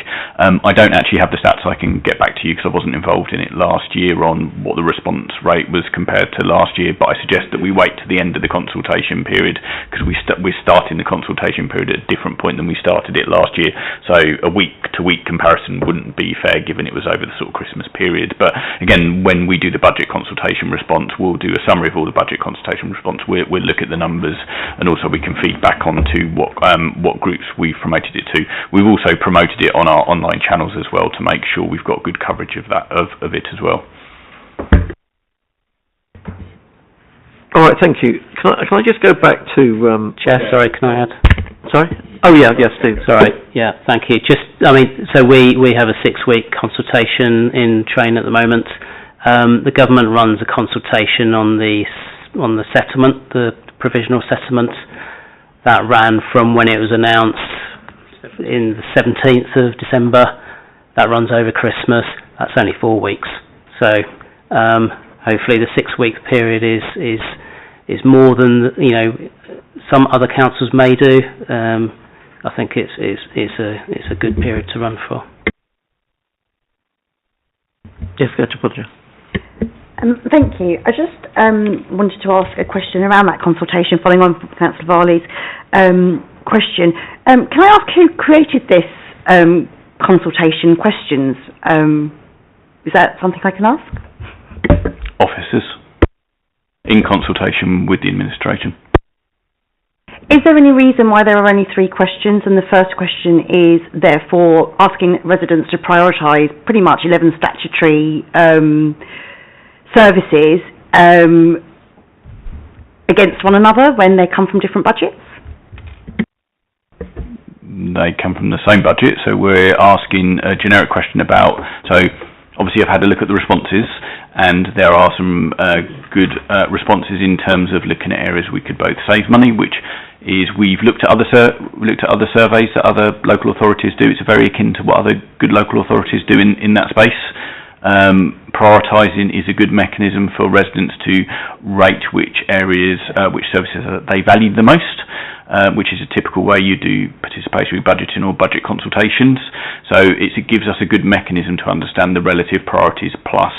So that is a ranking system. Then there is a free text box, and quite a lot of text can be added for each question about what areas they think the council could save money against. So it gives both options to understand both our current services and what we could change within our services. So it gives us a good level of feedback to understand what changes we could make to our budget. All right, thank you. And presumably when you looked at those other, and it's just picking up on that point, when you looked at those other boroughs or authorities that were asking similar questions or going through the same process, were they asking gazillions of questions, or were they asking very focused, specific questions? It's the first time we've focused on more of a sort of participatory budgeting approach to the budget. We've generally just asked some quite open questions, where text boxes, ask questions. Actually, by ranking gives a different statistical methodology for understanding relative importance of services to residents. So it's a different methodology. In my view, it's more robust, more akin to what best practice looks like. And actually, when you asked the question before about are we looking at different options, we're working closely with people like the Local Government Association. We're working with other local authorities. Steve has a group of Understanding the Society of London Treasurers. So we're always harvesting what does good practice looks like, and this was a step change in our budget consultation process to give us a more robust statistical methodology for understanding the importance that relates to the budget. Now, people do it in different ways, gives different sets of answers. We're trying a different approach that, in my view, is more best practice. Go on. So, just as a resident, I'm being asked whether children's services is more important to me than, or ranking it to cleaning up my streets, or social care is more important. Now, the social care budget is kind of levied in a different space, and I'm just a little bit, I'm just bringing this back as feedback and commentary, because I have no problems with people trying different methodologies of consultations or anything like that, but I found it really, 3 questions, and the first question was, rank these in order of your priority, but they're all things that I pay my council tax for. So, I am a bit kind of like, is library services more important? Okay, so if 100 people, just out of 100 responses, said, right, okay, well, cleaning my streets is the most important, are we going to stop doing everything else? Is that what is the purpose of that part of the consultation, is what I want to know. I think, just to chip in, it also sets the context for the other responses that you get in the free form boxes in terms of commentary and what people want to see and what they value. So I think you get a clearer view of what is in the mind of the respondent in terms of what they value to cast some more information in terms of what their more detailed responses are. All right, thank you. Councillor Smallwood. I'm conscious we shouldn't get caught on the consultation, given that we're here to discuss the budget. But I just wanted to make the point that I think I have a little bit of sympathy with what Councillor Punja is saying around the ranking, but I also think it informs the answers, and I think that's incredibly important that we have informed answers. And the opposition are constantly asking for that, and I think this does it. I don't believe, unless officers are going to tell me differently, and the administration has not told me something, but I don't think this is a referendum on what the most important things are and what we're going to spend all our money on. This is attempting to understand in residents' heads what are their priorities. That doesn't mean they are the most important or they outrank each other, and then giving them a real opportunity to literally, if they want to literally say this is the worst thing they've ever seen in their lives, they can write as much about it as they like about it. If they want to say this is the greatest thing they've ever seen in their lives, they can. But I also think it's really important, it makes it possible that people have actually gone in and read some of the budget. I'm not saying that they would have gone through every line. There are some people who love it, right? There are some people who lie in bed thinking about Hillingdon's budgets because that's what they love. But actually I think this sort of more open style where we're ranking people's thoughts plus giving people a chance to go actually means people have sat and read the budget. Doesn't mean they have to understood it, because I'll be honest with you, I don't understand every single line, and I'd be stunned if every councillor around the table was fully informed. But I do think this more open opportunity for residents to be able to give their feedback should be welcomed. So I'm a bit surprised that we've got stuck on this. All right, Councillor Mathers, thank you. Thank you, Chair. I want to ask about the budget process. So you said that CIFR's reviews is scheduled next week. We have the conditions that will come with EFS, all in a very quick turnaround before the final budget paper is produced in 8 weeks' time. Probably less than that, so I don't want to count. I don't want to give anybody sleepless nights. But effectively what I'm asking is should different conclusions around either the consultation budget or the current accounts come out, how much resource and ability does the finance team and wider corporate directorship have to provide a sufficiently robust assumptions budgets, all those sort of things, the things that we were crying out for last budget, and there has been a lot of work. There is still more to do, and that is recognised. But you mentioned earlier there was less time to be able to turn something round because there was a late announcement. I'm just interested in how much you're mitigating risks around either later information or revelations from other elements, those two particularly quoted, and how that would be mitigated. So in terms of mitigations, I think it was clearly referenced in last year's scrutiny in terms of there being contingency built into the budget. We have used that this year. I'm rebuilding £10 million back into contingency. So if you think we've got 22.5 million or so of savings put forward for the coming year, I have a 10 million contingency. Now that's not solely against savings, that will be to cover any other unforeseen or should our demands, growth or inflation and other burdens exceed our assumptions in the budget, then those will also be a call upon that contingency. I've also built in additional sums into subsequent years on the basis that some of that will get used up and I need to rebuild that each year. That obviously drives the level of savings that we need to also make in those subsequent years because you need to kind of have that built into your base budget to cater for that. We are also, as part of the EFS, requesting the 40 million to rebuild reserves. So the reserves would also build in some of that resilience in terms of being able to see that budget through. So my question leans a little bit more towards, because I've seen the contingency and it relieves some pressure in my mind, but it's about the agility for officers to be able to respond quickly if the picture changes. Because we have to be able to set a balanced budget at council in February. I'd rather not come back a week later and have to do it again. But that, if it had to be done, it had to be done. And obviously there's statutory notice we have to give in terms of council tax. So how much agility, and maybe we could, the Chief Executive is probably watching, and he's probably going to answer saying, I will give Steve every single bit of resource he needs across his council to make sure we deliver all of the information needed for members to vote on a balanced budget. But it's about agility for me, and just how much resource do you need might be the right question, but please answer as you wish.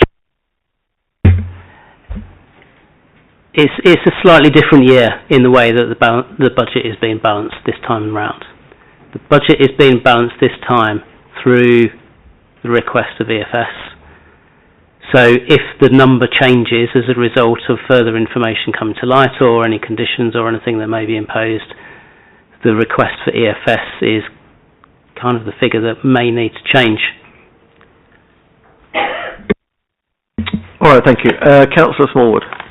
Thank you, Chair. There's been a lot of thought, I think, put in by officers in this particular budget around savings and realistic figures, and it feels like the work that's been put in place with systems, etc., to really start to monitor every pound that is being spent is a step change in something that I think was a weakness. Steve, what I'd like to understand is how you and the Chief Executive are holding our other corporate directors to account and the finance teams that work with them to ensure that those savings that are stuck to, we don't have anybody going off field left to spend any money. I will certainly be raising this again on the select committee that I now chair on Thursday, but I just wanted to understand from your perspective on an overarching thing across all of the services, how you're keeping a tight lid on that and how you hold them to account and monitor that as the person who probably in the end of the day holds the baby on this one. So all of the savings belong to somebody. So you can't look at any one of those savings and go, there's nobody in charge of making sure that this saving gets delivered. So there's no weakness in that regard. They're all signed up to by each of the corporate directors. So when it comes to then monitoring through the year and holding people to account, then it is clear as to kind of where the weakness in terms of non-deliverability, or in terms of credibility of things that are being put forward ultimately, that people need to step up to the plate to make sure those happen. As we go through the year, I do think we can always find new ways and additional ways to consider and review and challenge how we are getting on during the course of the year in the delivery of those savings. And yes, we've got an app which is in place. I don't think that's the silver bullet on this at all. I think there still needs to be monthly conversations between finance and the directorates to say, how are you getting on with this saving? What are you doing? What's your next steps on your plan in terms of, what's your timetable? When are you expecting to have completed all the work? Have you planned this all the way to the end? Or is there any risk on that, so that we identify at an early stage where there may be risks? Or, and part of that risk will be somebody doesn't have a plan. So if they don't have a plan, then that for me is a risk, and they need to get on and do a plan to make sure that work is being allocated to somebody to deliver that saving. Can I just follow that on governance? Sorry, Councillor Smallwood. So we've got a grip in place, and a large part of this is to make sure we've got really robust governance around the council. We often talk about savings, but savings are quite small compared to the amount spent within the council. I think we get overly focused on the £20 million we need to save. It's actually the day-to-day spend that's a significant number that we've also got. So nobody in the council can spend anything over £500 without Steve's sign-off, apart from a very small set of exclusions. So that's a really robust process that so in my team, one of my senior managers has to put forward a form with a mini business case. I have to review it, sign it off, then it goes to Steve and the chief exec. Same as Dan for everything over £500.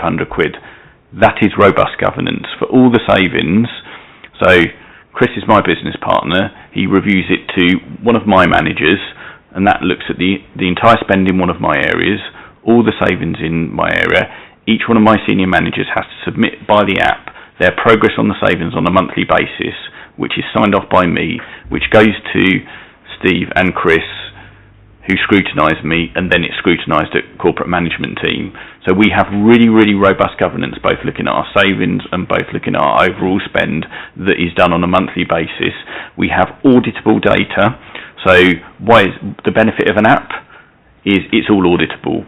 So we can see every single decision that's made around savings on a month-by-month basis, every spend over £500 and every contract within the council. That is virtually all of our spend. So there is nothing that hasn't got a governance wrapper wrapped around it, and that is best practice in the sector of what every local authority under financial issues or that are in the EFS space have. So when we're audited next year, and part of this is understanding the lessons learned, how we've improved in Steve's. I'll embarrass him. Steve's done a great job in the 4 months he's been in here, and this is the most realistic budget that I've seen in my 2 years here, because we're actually rebasing the budgets. We will start next year with realistic budgets with all the directors. I would expect all the corporate directors to stay within their budgets next year, because we'd have built back the money that should have been in there in the first place. and actually we will have sensible budgets for starting. Councillor Mather's right point is you don't want to go back and redo the budget in month 1, month 2. You don't want to be reporting overspends.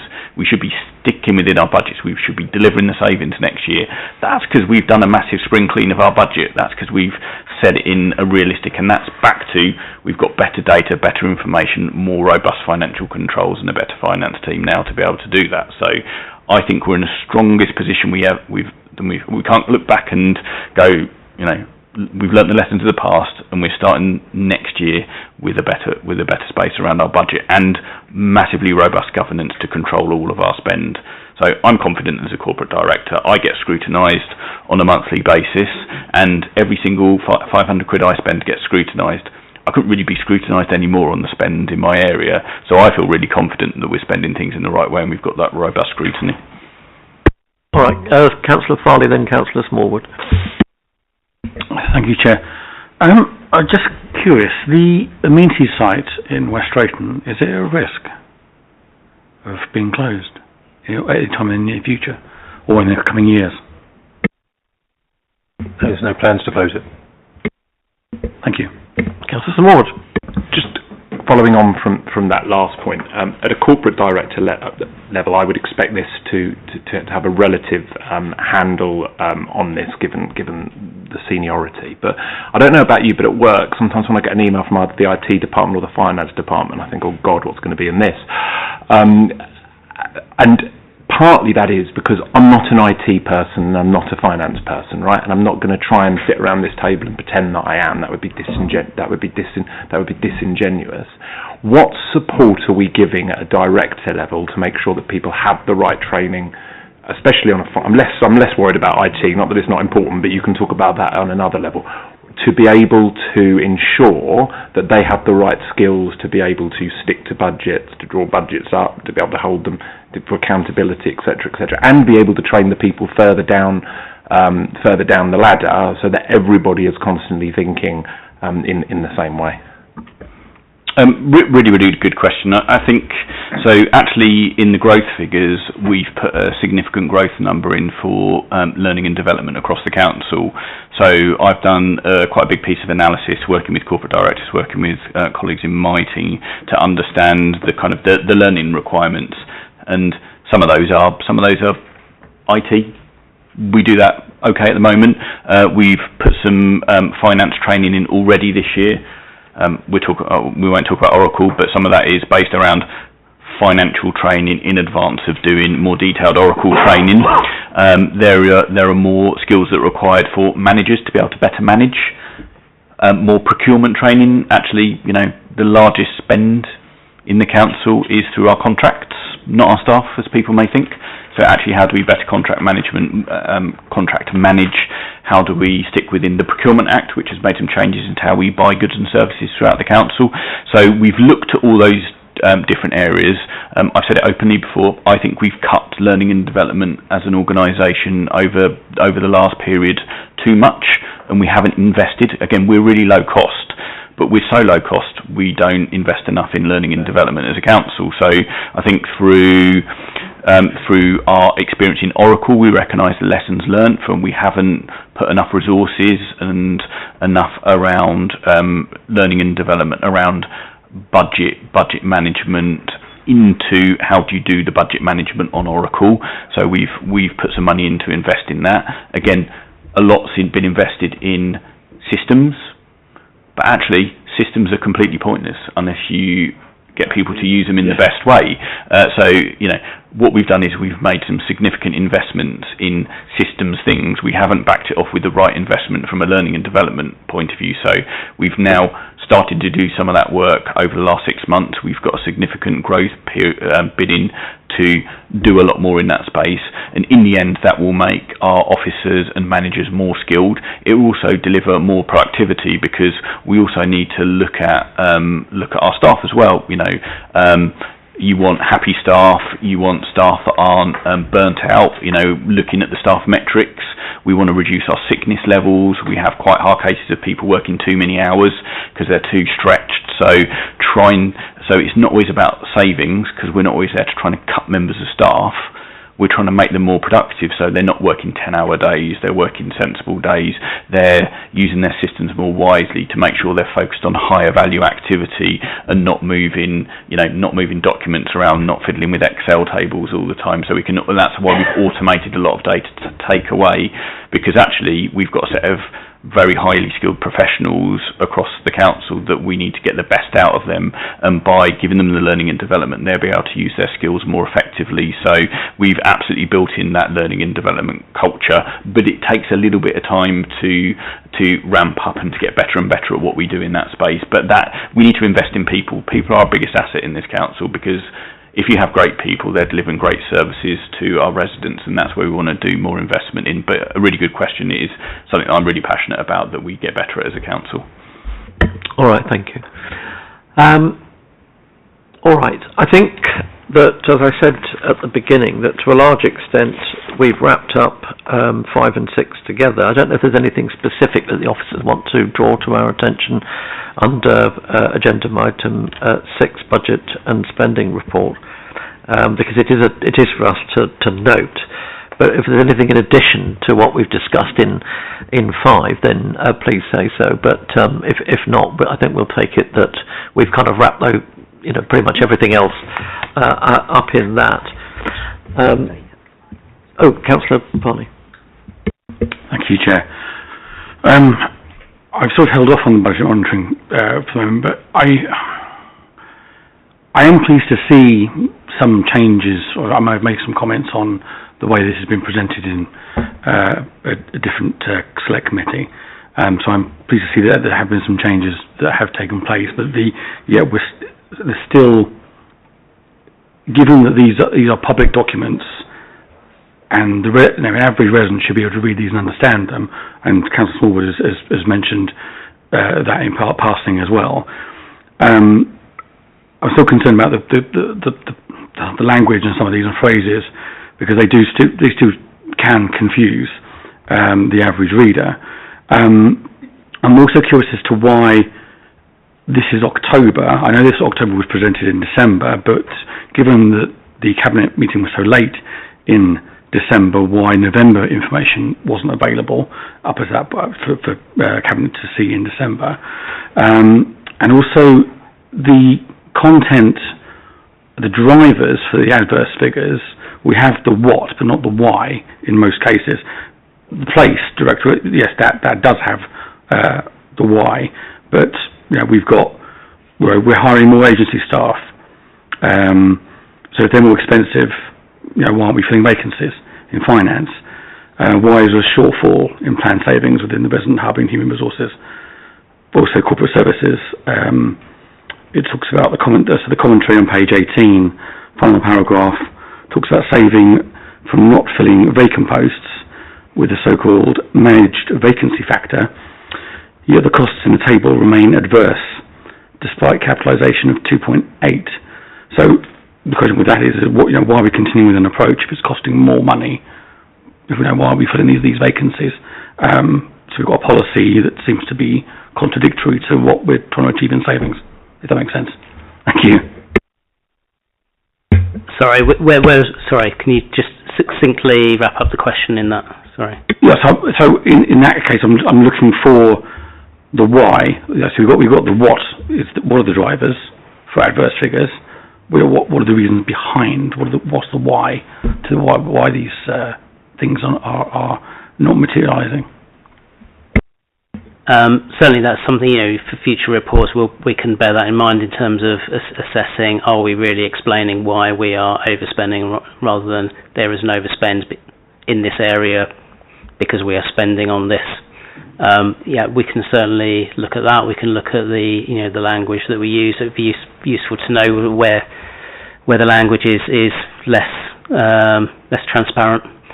That makes it difficult for readers. I'm certainly interested in making these more plain English if we can to make them more accessible to residents and other stakeholders in the process. We can take those points on board. Maybe that's something that we can look at in future committees. One of the things, certainly in terms of the main budget document. There's more commentary in relation to various aspects. I mean, inevitably, I suppose, like every trade, there's a kind of language that traders, as it were, or people within the business understand, and there's an inevitability about. Councillor Small, are you coming back? Oh, good, because we have to do the. You should put your hand up, really. Yeah, I mean, it's a good point. It's a good point. As I say, the thing I did notice from the slight difference, to the extent that you've raised it, and I've remembered me thinking about it, was that there was more commentary, obviously, in the main budget paper. After each section, there's a sort of summary, I suppose. But also, it's quite difficult, I think, sometimes to work out how to explain what is bread and butter for yourselves to people like us and ordinary folk. So it's an interesting point to keep in mind, I think. Yeah. Go on. Yeah. I mean, it's also worth noting that these monthly reports to the committees are, in a way, ancillary to the main report, which is on the overall position that goes to the Cabinet. So this follows the month 7 that went to Cabinet when it went last. In terms of the availability of month 8 November data, that would get produced during the course of the following month. So the October data we'd have worked on after the end of October, but at the point at which we take the cut-off. So the work gets done during November, and then we would report that in December. So I think the October month 7 report on the whole council position went to the December Cabinet, and so thereafter we produced the reports to the select committees for their subset of data that feeds off of that report. Hence, that comes in January. So that's the rationale for the timings. One more, thank you. Thank you, Chair. Yes, I'm just curious as to the timing does intrigue me, because in the business world, a lot of stuff when you're doing finance, you just sort of deliver numbers quite quickly after a month end. What is it that is potentially delaying speedy delivery of information at the end of a month end that can be then be more timely delivered to Cabinet in the month after? I think it probably takes us 3 to 4 weeks to produce the final report. So we go through the process of challenge and discussion of the numbers between finance and the directorates. In the first week or two, there's time for the directorates to produce their forecasts. Then we get together and discuss those. Then they get finalised. Then the numbers get submitted in, and we produce the end report on the total position, let's say by the end of the 3rd or 4th week, by which time you are then working with the committee paper deadline process and how the lead time for papers to be distributed before they can be made available at a Cabinet meeting. And we report to the Cabinet's meetings on the outturn forecast before we then report on that same period to the select committees. So the select committees are next in line after we've reported to Cabinet. And these are additional papers that we have to produce, having produced the reports to the main Cabinet. So it's always worth, in a way, if you want to get more context on this, referring back to the most recent Cabinet meeting and the report that would have gone covering the whole council position. And the cycle of reporting is also the issue that drives the way in which those reports are sent out. All right, thank you. In relation to both those agenda items 5 and 6, we have to deal with the recommendations. We'll deal with the ones in 6 first of all. They are noting at number 1 and number 2 on page 15, so I think we can say that we've noted those. And in regard to the budget agenda item 5, certainly in terms of 1 and 2, we've dealt with those. And I circulated earlier what essentially is our response to the budget report, and sent that out, and everybody got a copy of that. And unless there's any objection to that, that's the response that I intend to send to the Cabinet on the behalf of this committee. Everyone happy with that? Chair, may I just... Yep. Slight amendment. If I may, sorry, I have a slight amendment to it in that keeping the first two paragraphs and keeping the last, but adapting a couple of paragraphs to reflect not entirely dissimilar view, but just some other points. So, one of which being all local authorities report significant challenges in operating these conditions, some far more than others, which is already in the original, but changing and adding. However, we commend this Labour government for additional funding this year, the increased funding of 126.7 million over the next 3 years, and their commitment to ensuring that Hillingdon residents are to access much needed services. This is important because we do want to acknowledge that the increase in funding is needed, and it has arrived. And then underneath that, there's reference to Heathrow, and so just in looking at that, saying the conditions under which Hillingdon is operating with additional pressures are very significant, maybe removing the element around Heathrow, but talking about particular concerns of pressures such as agency costs in the department, such as finance, but also the risk of unachieved savings being carried forward. And I think that came across more in our conversation than necessarily the element of Heathrow, although I do recognise that there was concern by officers on the assumption that it could be appealed. So I'd just ask that the committee consider these amendments.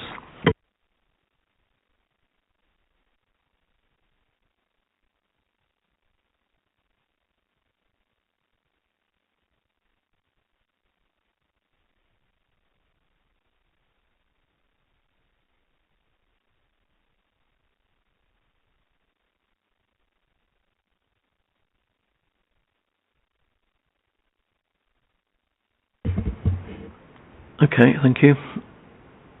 Councillor Small, do you want to press the... Yeah, I thought your version was fine, Chair.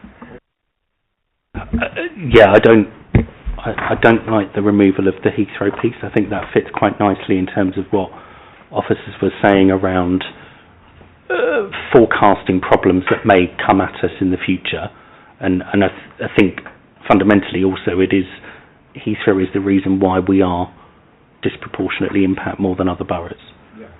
I also don't know whether a select committee statement should name a political party in it in a recommendation to Cabinet. I don't know. Maybe this is my naivety and newness, but are you content with the one I circulated? So I was happy with the one that you proposed, right, Chair. okay. Well, if we go to a vote, all those in favour of the original version? And against? Okay, and all those in favour of Councillor Mather's amendment? Councillor Parley's vote. Oh, Were you against? Sorry. I'm still reading it, sorry. Oh, I'm so sorry. I'm just comparing the two.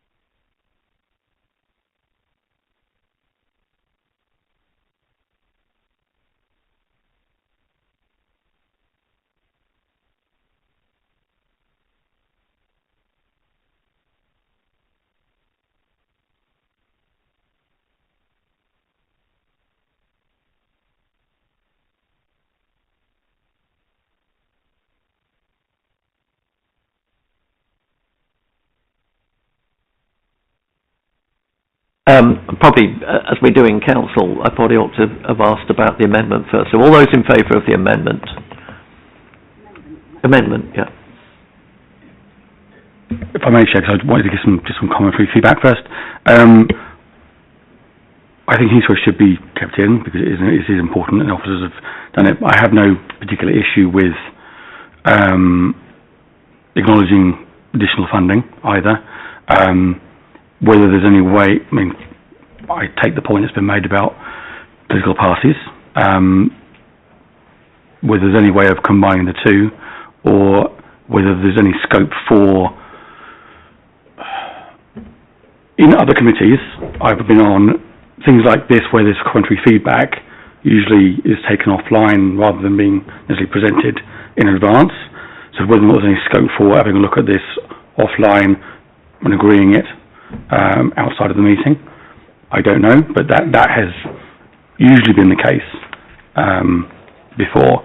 But so those are my comments. I say I've got no particular issue with either of them, but I say Heathrow I think should still be maintained. Thank you.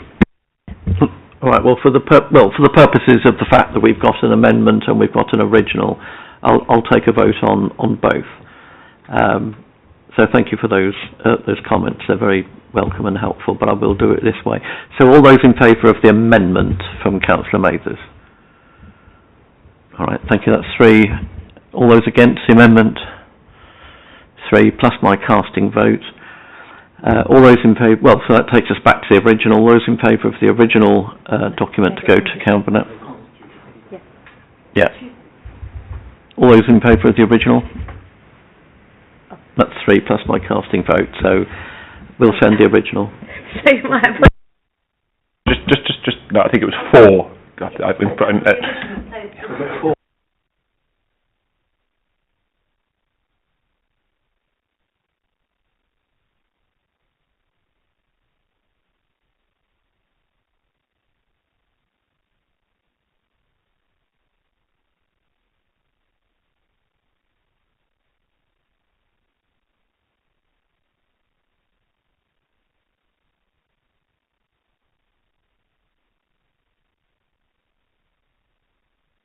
All right, thank you very much. Thank you, gentlemen. That was, as ever, incredibly instructive and helpful for us.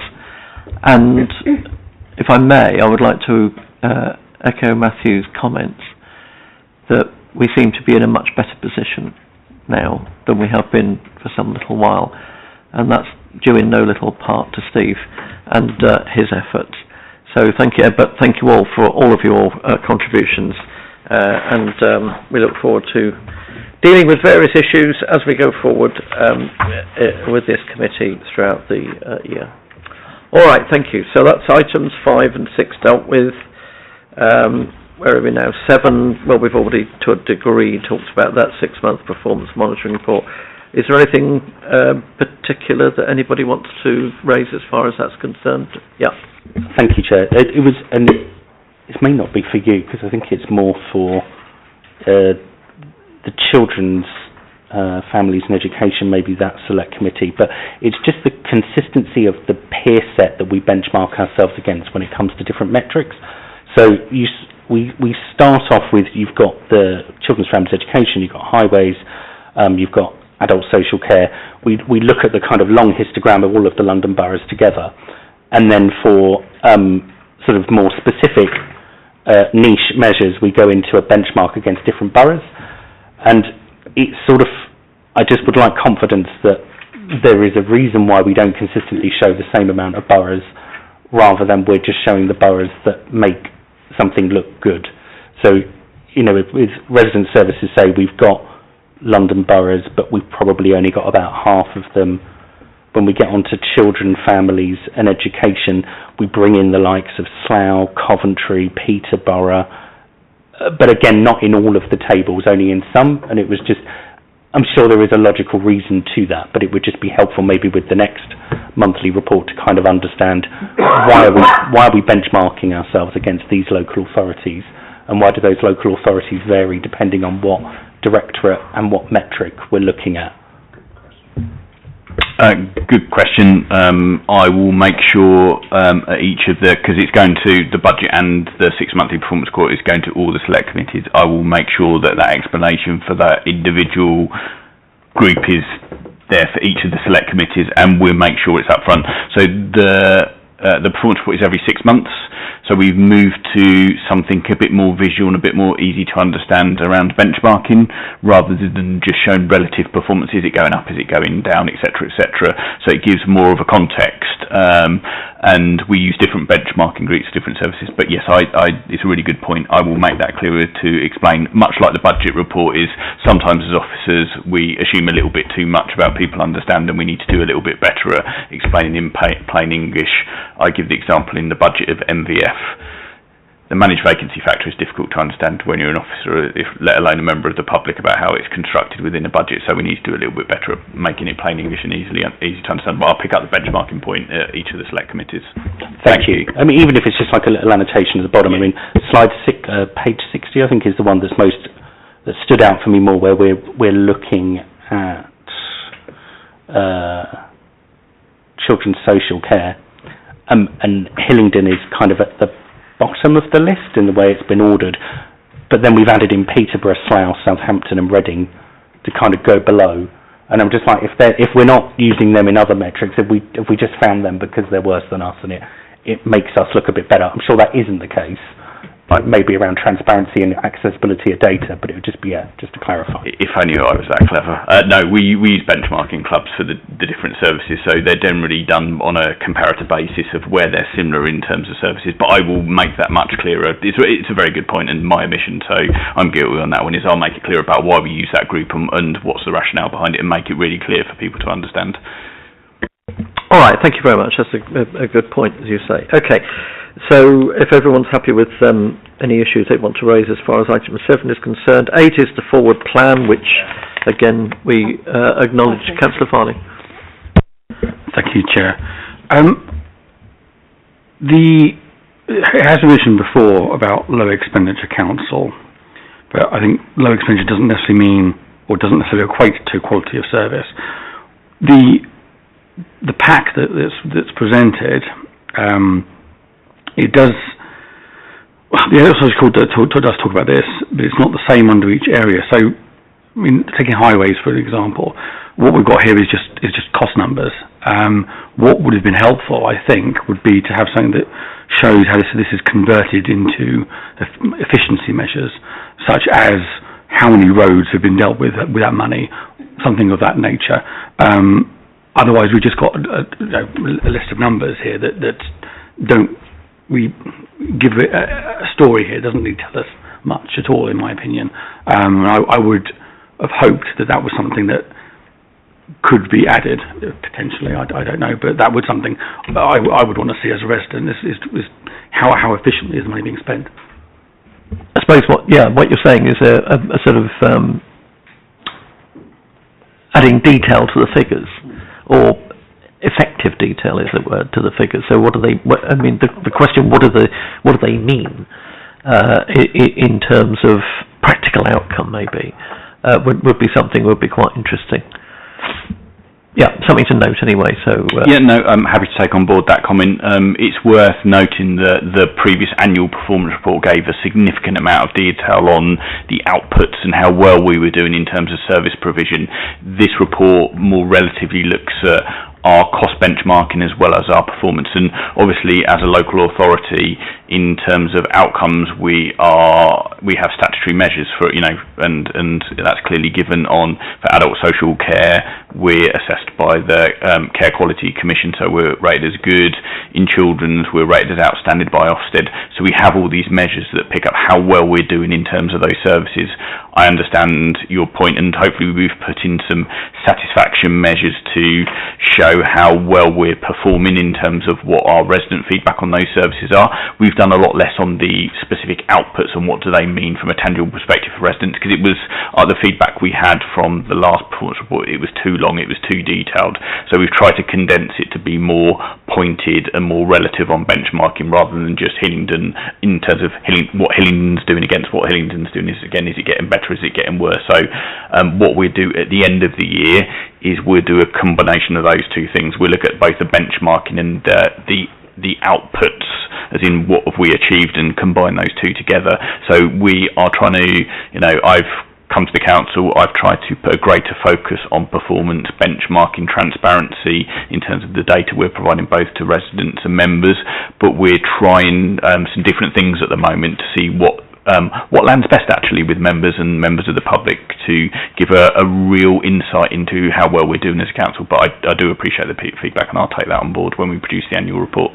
I'll tell you what we'll do. Can we agree that this might answer your question? It may do, I don't know, because I don't know what your question is, but can we all agree that we defer further discussion about item 7 to the next committee meeting, because it's a big subject, and I know there's stuff in there that maybe we ought to look into, but I mean it's quite late, so I don't really want to try and get into that at this stage. But if we defer it and put it on the next meeting agenda item, then we can look at it as well on that occasion. That may help.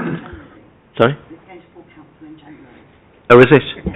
Oh, all right. Well, we can't do that then, but never mind.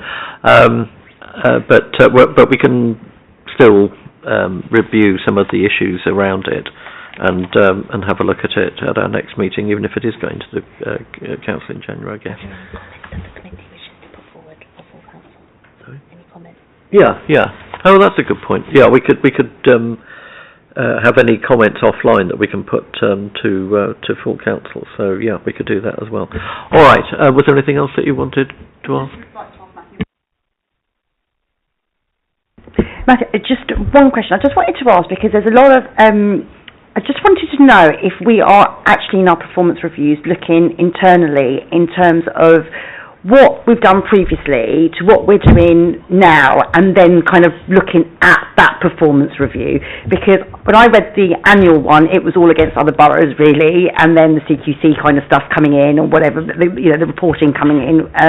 But I think I mentioned it then at a select committee and to the chief executive, because for me it's, and I suppose that goes to Councillor Farley's point of value for money, is that I want to see, right, okay, well, if this is what we did last time, this is what we're doing this time, A, it shows me the learning curve, but also shows me whether it works, and it might not be working, it might be actually that didn't work at all, but, knowing those things, rather than just knowing how cheap we are against another borough, matters more to me, because I just want to know, well, actually, our send places are doing really well, because this is what we've done, and we didn't do this before, but we've done this now, and that actually means that the money that we're spending on this, even if it is an overspend or an underspend or whatever, is actually that's showing the value, and that's showing where our performance is working. But I just wanted to know if that was going to be a part of this, or are we just benchmarking against other boroughs? No, I can reassure you that not the only thing we do is benchmarking. So in terms of how we're measuring performance, it's quite multifaceted, and I'll try and, because it's late, I'll try and cover this quite quickly. As you know, we've got, by the end of this year, we'll have 190 business intelligence automated dashboards, which when we're looking at performance, we're not just looking at benchmarking data. As officers, we're looking at a great deal of data, at a service level. So monthly performance is looked at on a service level that goes to each of the leadership teams. So my team goes to, for example, resident services to Dan's team. Underneath that, each of the service managers will be looking at their own services in terms of both their business intelligence dashboard, so that can be looked at on an hour-by-hour, day-by-day basis. Great. How does that come to us? Yeah, so I think that's a good question to have, and I'm quite happy to take that offline, is what sort of data do you want? Because I'm always trying to get the balance, and, I don't always get it right, is do you want 100 pages, do you want 50 pages, what do you want to focus on? Because, again, the same debate happens at the corporate management team, is actually we've got too much data, I would argue, and the feedback is that you actually get a bit of data blindness, is, on the annual report, about 100 pages, that's quite a lot to read. Actually, what are we really focusing on? What are the improvement areas? So we have a hierarchy of data. So we're looking at what matters to us the most, how are we looking at both previous trends, current performance, actually projecting out, which is, the toughest bit in it's not demand modelling, it's performance modelling, to understand where do we want to get to, because relatively doesn't always equate to how much are you going to spend, often equates to how well you're going to perform. If you're going to spend less, your performance might dip. So we're trying to model what performance looks like, and so you're looking at also cost benchmarking. So there's a massive amount of detail that sits within this organisation now, and I feel really confident we've got the right data. Are we using it in the right way? we've still got some learning and development and some better processes to put around our governance to make sure we're focusing on the right things. We need to skill people up a little bit more in the use of the data. What does it really mean? But also, there is still, I'm quite happy to have the conversation offline about what do you want to see as select committees, how can I help you almost do better jobs in your roles to better understand how you can support this organisation, because you know we're trying different methodologies to understand what is the best data that you can see that better understands how we're performing. But what we're committed to do, like Steve, is to show budget and performance data in a transparent on a more regular basis, both to cabinet and both to select committees, because you've not done that in previous years. So this is the first year you've had proper performance data, and again, let's have the conversation offline. Happy to do so.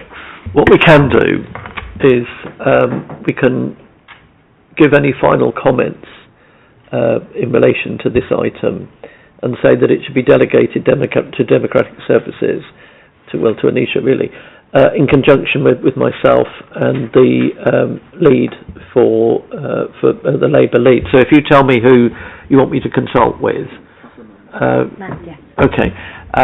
And we'll put some comments in there in relation to what we've heard so far and anything else that we come up with. All right, that's a good idea. Great. Okay, so that's that. We've got the forward plan, which we can just